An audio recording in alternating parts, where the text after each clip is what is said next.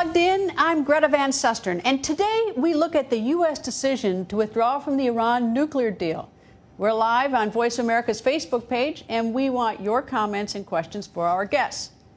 Now, Donald Trump campaigned for president on a promise to get out of the Iran nuclear deal. And for the first 15 months of his term in office, Mr. Trump grudgingly stayed in the deal, while continuing, though, to denounce it. Well, now the president has kept his campaign promise, reimposing economic sanctions that effectively ends U.S. participation in the multinational deal.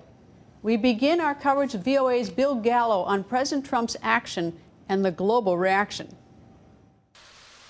Blasting what he called its glaring flaws, Donald Trump announced the U.S. will leave the Iran nuclear agreement. The Iran deal is defective at its core.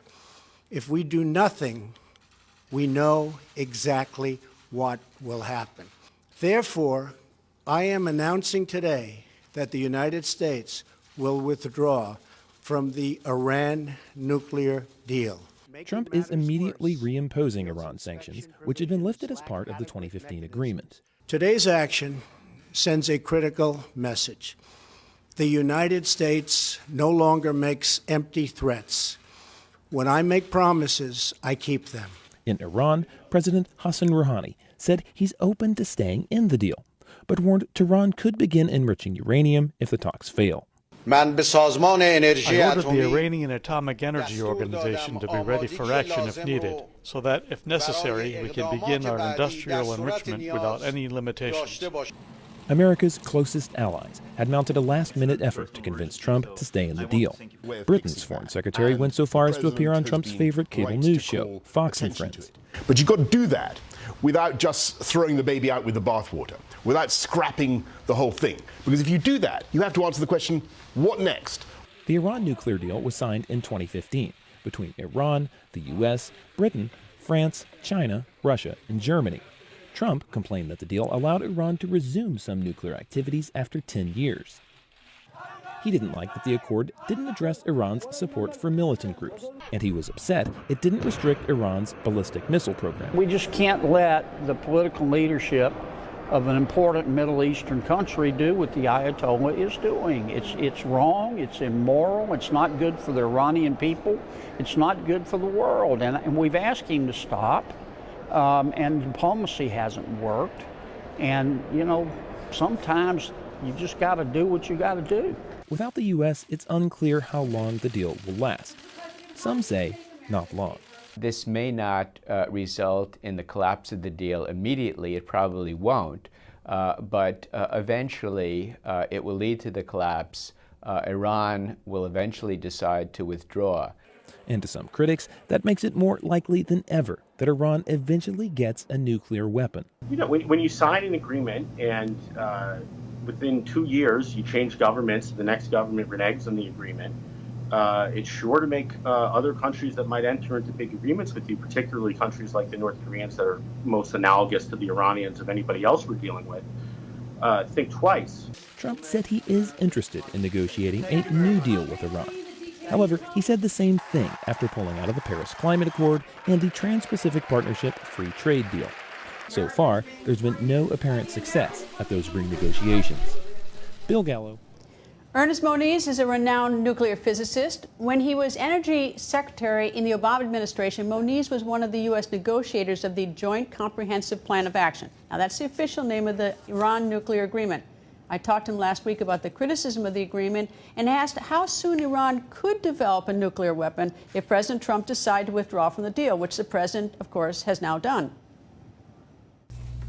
Well, first of all, the agreement is structured so that for a minimum of 10 years, Iran would require at least 1 year to assemble the nuclear material for one bomb. But that assumes that they do everything out in the open, in public. In reality, I don't think Iran or any other country is going to start doing things in the open in moving towards a nuclear weapon. By far, the biggest threat is what happens in the shadows. And that's what the Iran agreement, uniquely for any country in the world, provides the opportunity to go anywhere where there is reason to suspect possible activity violating the JCPOA.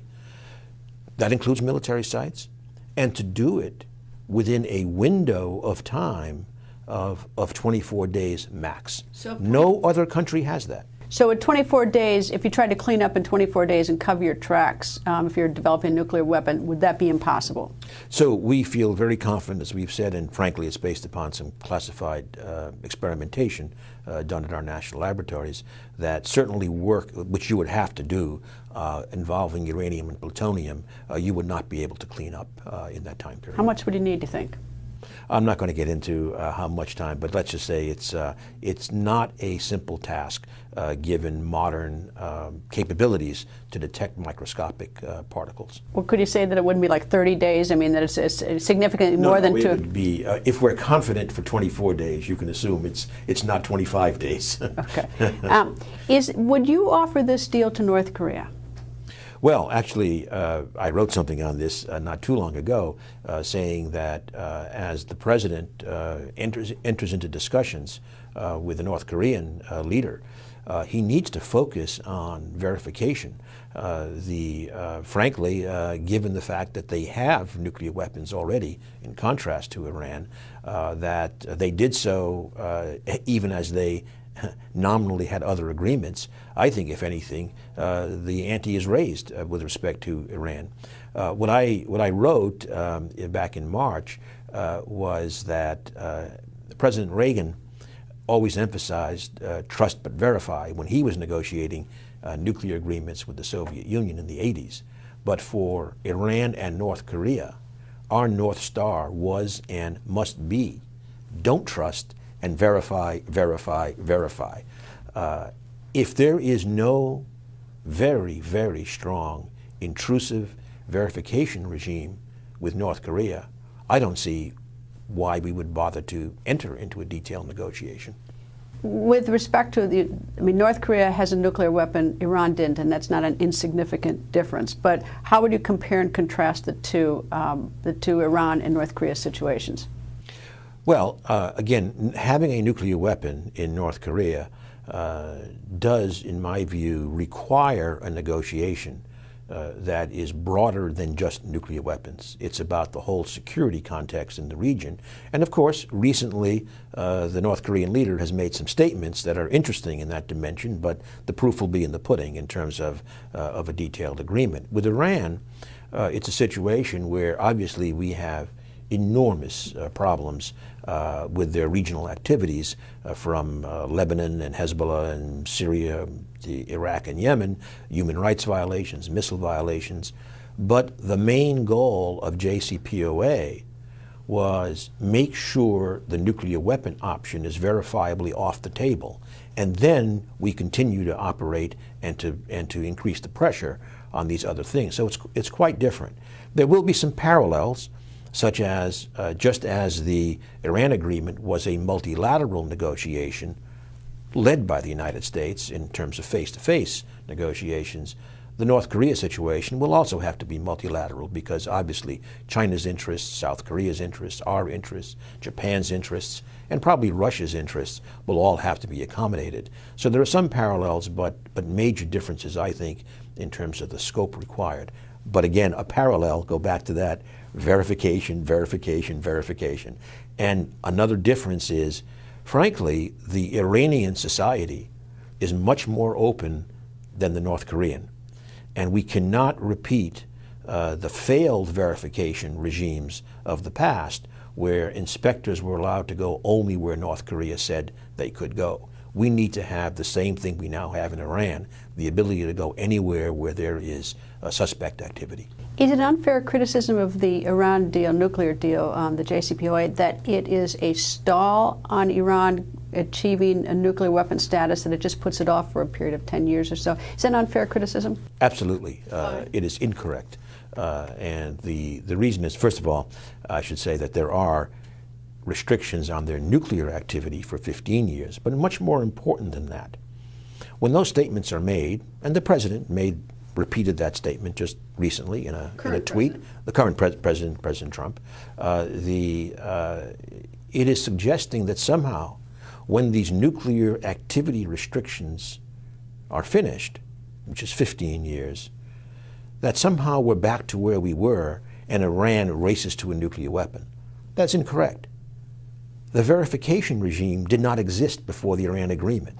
And as I've said, the verification regime, the toughest in the world that the world has ever seen, wasn't there. We had no meaningful verification regime.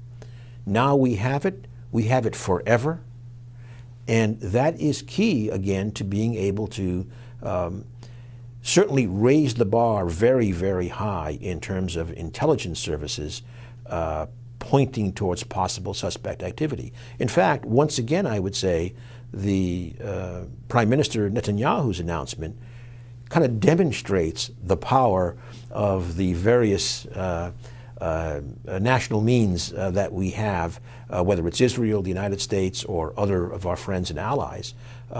We have lots of ability to see in to what's going on. The JCPOA, with its unprecedented access, the IAEA, the international inspectors, they are looking at incredible amounts of imagery, et cetera. They are able, because of the JCPOA, to use all the modern technologies of surveillance. So what are the next steps for the United States, for U.S. allies and adversaries who signed the agreement, and what's next for Iran? Joining us, James Dobbins, Senior Fellow at the RAND Corporation. He is a former Assistant Secretary of State, having served presidents of both political parties. He believes the U.S. should have stayed in the Iran nuclear agreement. Ilan Berman is Senior Vice President of the American Foreign Policy Council. He has consulted for the CIA and Department of Defense. Ilan has been critical of the Iran nuclear deal, but believes it's a problem pulling out without an alternative plan. And Brett Decker is a former Senior Vice President at the Export-Import Bank of the U.S. and co-author of the book, The Conservative Case for Trump. He supports the president's decision to pull out of the Iran deal with Iran. Welcome to all of you, gentlemen. First to you, Jim. The IAEA says that Iran is in compliance with the nuclear portion of the agreement. But what about the point, was the president correct in saying that the money that has been given, returned, unfrozen for Iran, that has been used to spread more terrorism in Yemen and Syria by the Iranians? I don't think there's any way we know that the money, that actual money was spent in that manner. The money went into their budget. They continued to do those activities. And therefore, you can argue that since money is fungible, it helped. It was their money. It had been frozen by the United States for several decades. And under the agreement, we agreed to give it back. Did you think that was a good idea? I mean, I think in the context of the overall deal, it was worth doing.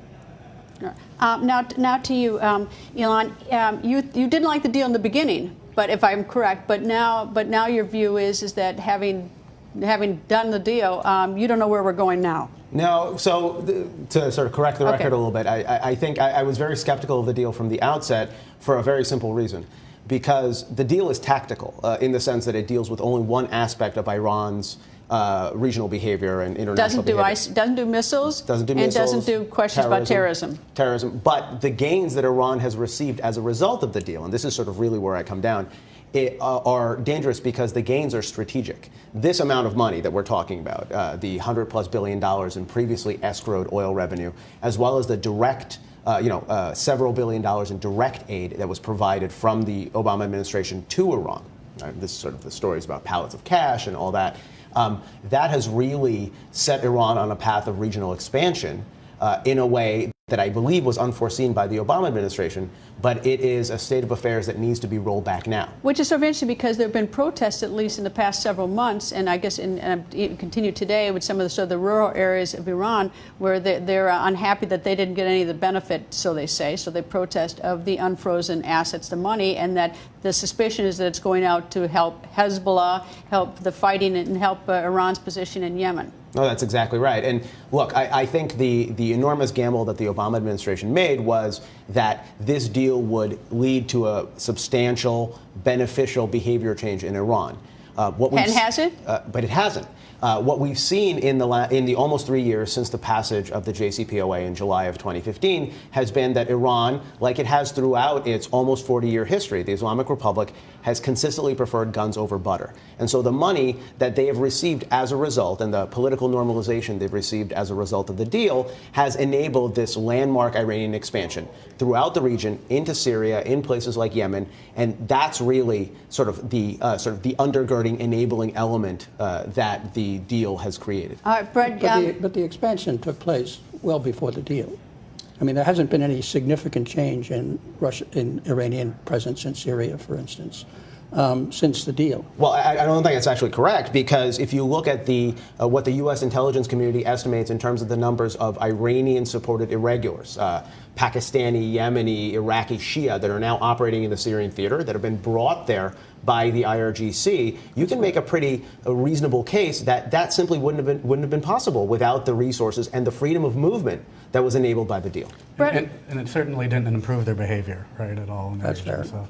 Brett, looking at our relationship now with our allies, we've got the UK, Germany, and France who disagreed with President Trump on this, but everyone is still saying that, we're all still friends, we're all still allies. But what's sort of the greater impact? Because we have the sanctions being lifted, they're still going to have their deals with Iran, and then we may take action against them if their banks are doing deals with Iran. Yeah, it's a really important factor, and I think if you look at the history of how this has worked out in the past, everyone always cries and screams, but then they usually follow what the U.S. does. So in 2011, when we instituted sanctions last time, you had almost exactly the same thing playing out. People saying the sanctions regime wouldn't work, it'd be embarrassing for the U.S., it'd be a failure, and then everybody kind of end up following the U.S.'s lead. So I think that's what you're going to see happen again. And a larger reason is all these people, all the business they do, the trade do, a lot of it is in dollar-denominated business.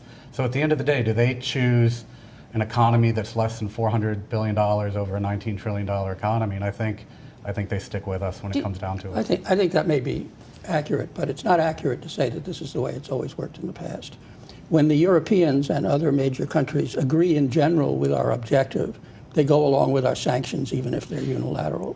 When they disagree with our objective, they push back. This happened in the early 1980s when Reagan tried to sanction companies that were building a pipeline between the Soviet Union and Russia. The Europeans pushed back, threatened to retaliate against U.S. companies, and Reagan pulled back.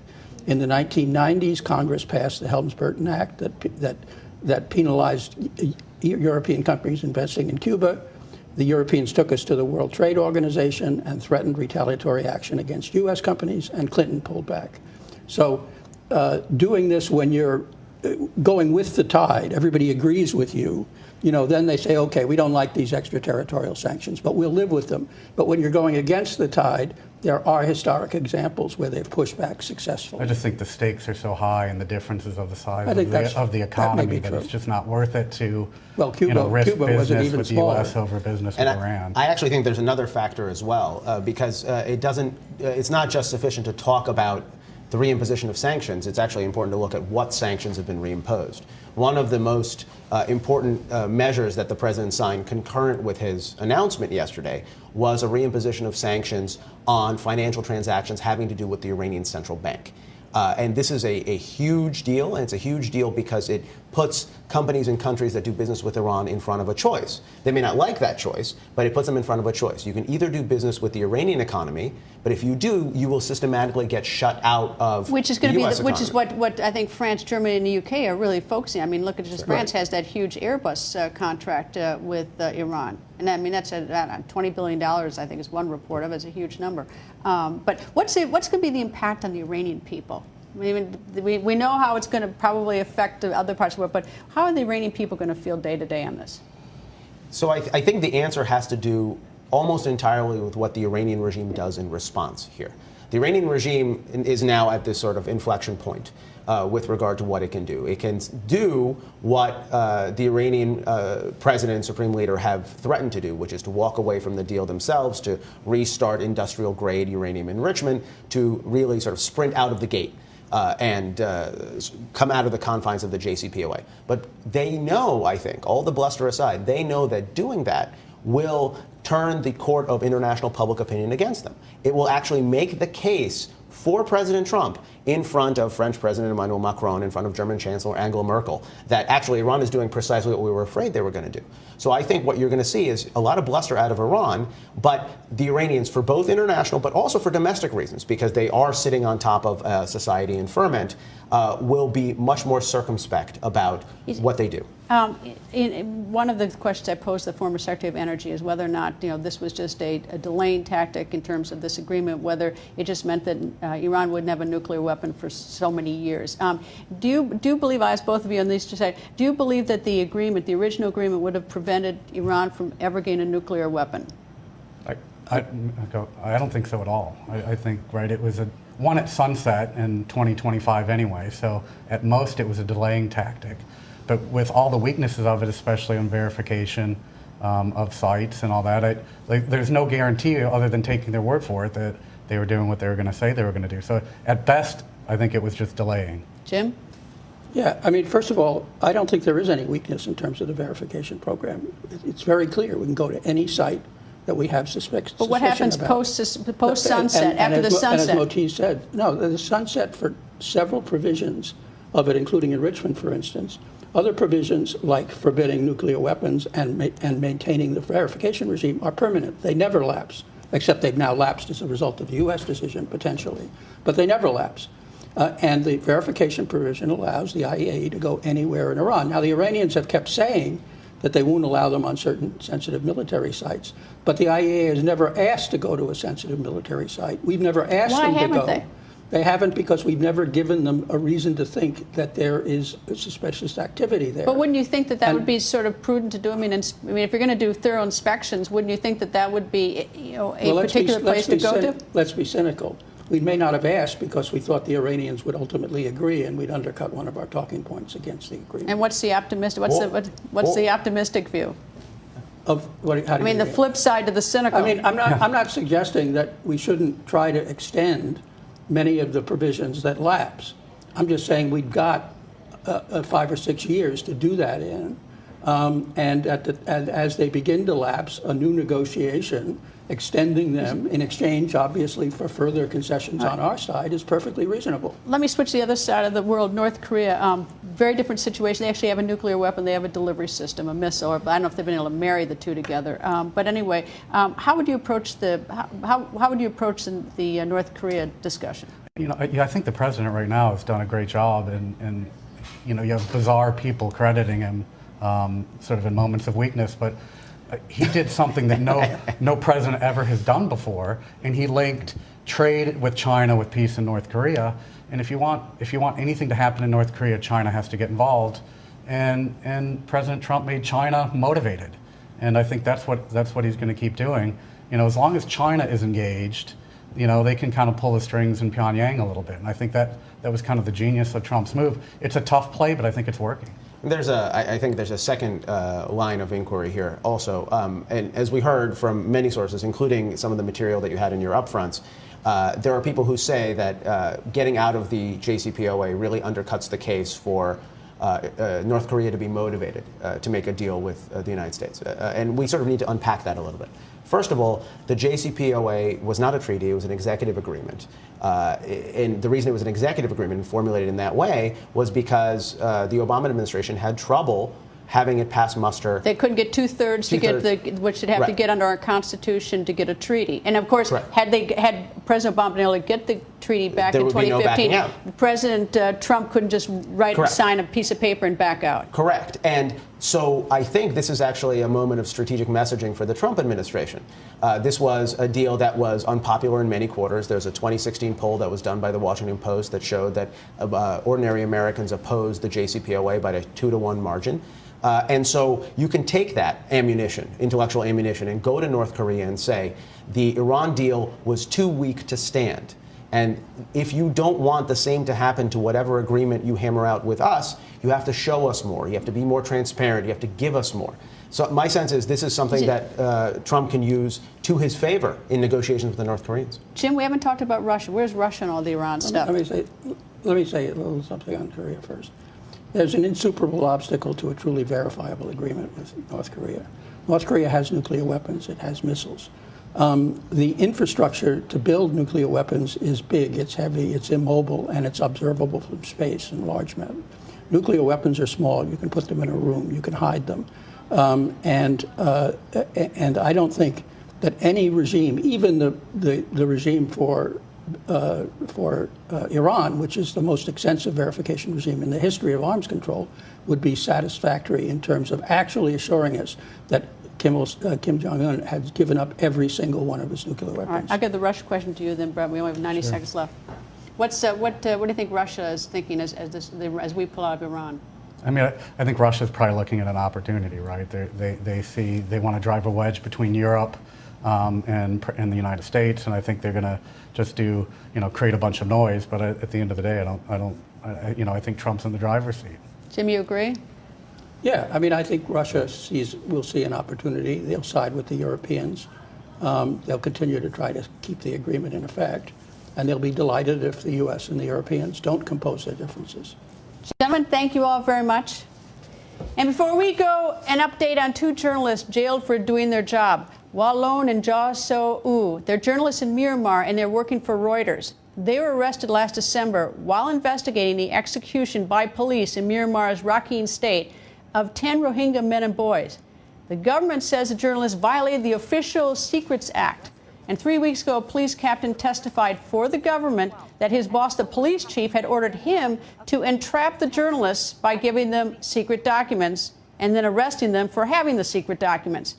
The government, apparently surprised by this testimony, then asked the judge to declare the police captain, the government's own witness, as unreliable. The judge denied that request. So what happened next? The police captain who testified that the journalists were framed is now himself in jail for violating Myanmar's Police Disciplinary Act. Meanwhile, the 2 Reuters reporters have been in jail for about 150 days, and we hope for their quick release. That's all the time we have for today. Stay plugged in by liking us on Facebook at Voice of America. You can also like my Facebook page at facebook.com/Greta. And of course, follow me on Twitter at Greta. Thank you for being plugged in.